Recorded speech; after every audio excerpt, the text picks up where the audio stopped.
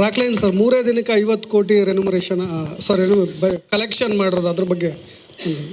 ನನ್ನ ಚಿತ್ರಗಳ ಗಳಿಕೆ, ಬಜೆಟ್ಟು, ಪ್ರಾಫಿಟ್ಟು, ಲಾಸು ನಾನು ಯಾವತ್ತೂ ಯಾರ ಹತ್ರ ಚರ್ಚೆ ಮಾಡಿಲ್ಲ.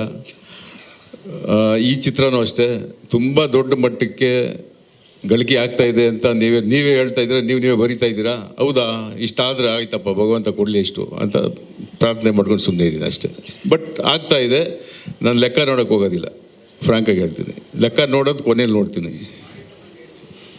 ಮಾಡಿದ್ಮೇಲೆ ಹೇಳ್ತೀನಿ, ಖಂಡಿತವಾಗ್ಲೂ ಹೇಳ್ತೀನಿ. Thank you. ಮತ್ತೊಮ್ಮೆ ಎಲ್ಲ ಪತ್ರಿಕಾ ಮತ್ತು ಮಾಧ್ಯಮ ಮಿತ್ರರಿಗೆ ಧನ್ಯವಾದಗಳನ್ನ ಅರ್ಪಿಸ್ತಾ ಇದೀವಿ. ನೆಕ್ಸ್ಟ್ ಸೆಟ್ ಆಫ್ ಕ್ವಶನ್ಸ್ 15 ಒಂದು ನಿಮಿಷ. ಹಾಗೇನೆ ಎಲ್ರಿಗೂ ಹೊಸ ವರ್ಷದ ಹಾರ್ದಿಕ ಶುಭಾಶಯಗಳು. ಹೋದ ವರ್ಷ ಸಿಕ್ಕಿದ್ವಿ, ಈ ವರ್ಷ ಸಿಕ್ಕಿದ್ವಿ, ಸದಾ ಹೀಗೆ ಸಿಗ್ತಾರಣ.